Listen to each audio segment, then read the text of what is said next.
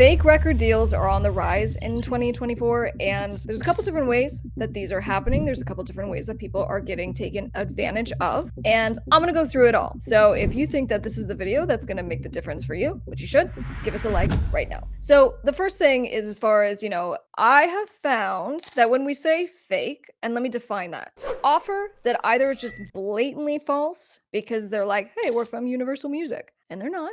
And they are trying to sign you into a contract because really they're trying to get you to pay money. And they go, give us $500 and we're going to get you this and that. So there's the blatant fakery, but then there's also misrepresenting of facts agreements. All right, so basically, someone comes, they wine and dine you, they're like, we're going to do all these great things for you, and so they get you to sign an agreement that does not actually represent what was said, what was agreed upon. So this is what I'm using as my broad definition of fake record deals. The first thing I need you to kind of keep in mind with this is that what these people do is that they're going to exploit your enthusiasm, your passion, and I hate to say it, your eagerness. And what I mean by that is we, especially for at some point in our music careers, either early or later on, but we're just kind of like, man, is something going to happen? I'm waiting for that opportunity. And you just want someone to come and wave a magic wand and show you the way and help you with your marketing and get you those collabs. That's really the secret wish. And that's why when people think about record label deals and they get excited, it's because they think the record label is going to come and solve all of your problems. So they exploit your enthusiasm, your passion, and your eagerness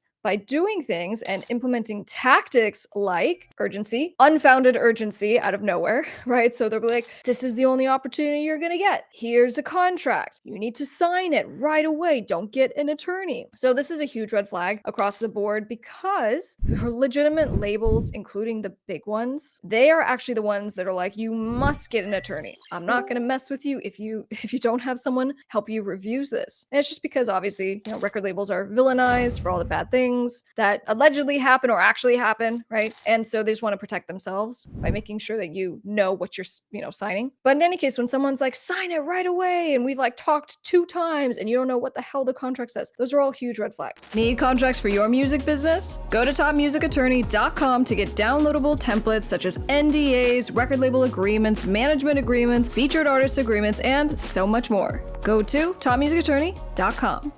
So we also have the fakery in the record label deals, and the reason why they're on the rise is because of financial gain. All right, and this is not going to shock anyone, but labels come in, and if they knock it out of the park and they own all your music and you're getting 14% of royalties net, so meaning, they pay back themselves on the big loan that was taken out to pay for your stuff, allegedly, because they're paying themselves. They're like, oh my gosh, Tom cost $50,000 for that music video. I'm just saying. So, let's say they do knock it out of the park. You still are not going to see money for a long time. And even if you do see money, it's not a lot. Okay, so there's a lot of financial gain to be made. But I'll tell you what, I say this all the time. I'm like, you want to try to retain ownership of your masters because what labels are good at and what they know that you don't is that they're going to be able to sell your masters later on. And they can sync them and they can do all kinds of things to make money, not just from, we didn't get paid a lot of royalties on Spotify. No. They're going to sell your songs to other people and they're going to make hundreds of thousands of dollars, if not millions of dollars, if you had, some kind of following. So there's a financial gain at your expense, but obviously the big piece there is that you lost ownership of your music along the way. Okay, but this is also motivating why people are being exploitative and kind of getting you to sign, these fake and misleading record label contracts. Now, what they're also going to do is they're going to give you this illusion of stardom. And this goes back to the sales pitch of, oh my gosh, I heard your song. It's so good. You're the next best thing. And it's amazing. Because of course we all want to hear that. And so what is it? The snake oil? They're going to come in and say all the right stuff. And even if it's a legitimate label, which sometimes it's not, even if it's a real opportunity, you never know what's going to happen. And half the time it's an A&R guy who believed in you, maybe legitimately, and then he got moved to a different department or he got fired. So we see these all kind of going badly. But again, your decision-making framework should not be your emotion, okay? So don't get suckered into a fake record label deal or relationship because someone's like, I can make you a big star, because maybe they can't. And either way, you're losing the ownership of your music and you're putting yourself in potentially a bad spot. Now we're going to talk about solutions here. We're going to talk about what you need to do to protect yourself. But the next thing that I looked at or look at when it comes to these bad record label deals, these fake agreements, is that really what they're trying to do is that they are coming in and they're not only taking ownership of the masters, which still, so masters meaning the final recorded versions of your song. They're not only taking ownership of the masters, which is still industry standard, but depending on what territory you're in, it's pretty common, like in Mexico, it's pretty common that they're like, hey, we're going to own your trademark. We're going to literally own your artist name.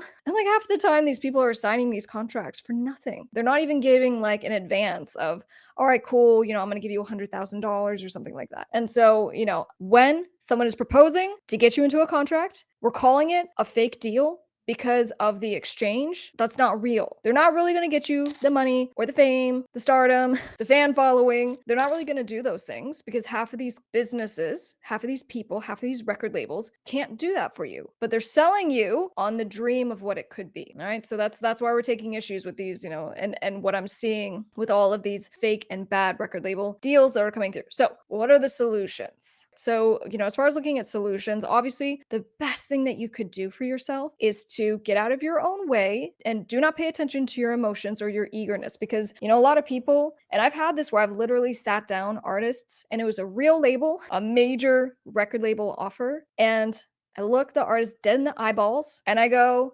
I'm getting paid from the label if I get this deal done based on your contract. And I am telling you, I don't want you to sign this. I go, it's exploitative. They're taking advantage. There's no guarantee. You're doing so good on your own, or you could be doing so good on your own.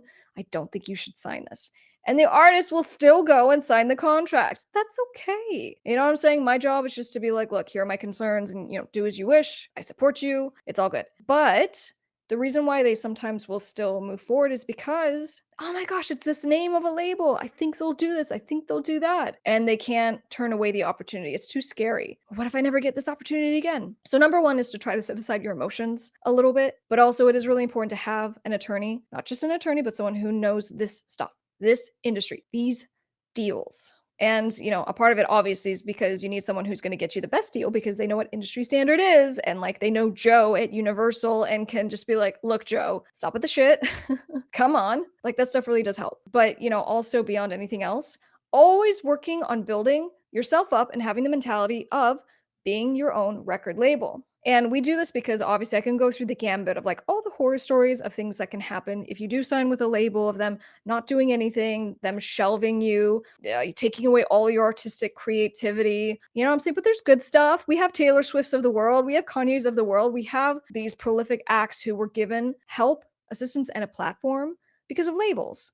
But like labels own all their stuff. You know what I'm saying? So just stuff to keep in mind. If you're a hustler like me, working on your career every day, go to topmusicattorney.com to apply to work directly with me. Let's get your music business to 6 figures and beyond. But the framework of how do you think like a record label? You do that by being like, I'm not going to be eager. I'm going to do business deals. If I do sign with a company, it needs to make sense. What are they doing for me? And if I have nothing to bargain with, right? If I'm so desperate and I need so much help, that means you need to work on your stuff. That means you need to learn music marketing. That means you need to build your fan following. Like you have to have a baseline of building your own stuff up so that you like know what you're doing, A, and B, you have leverage because now they really do want something versus it just being like, hey, some random, hey, 2K band name official, right? Instead of being like, hey, John, right? So you're getting some scam email.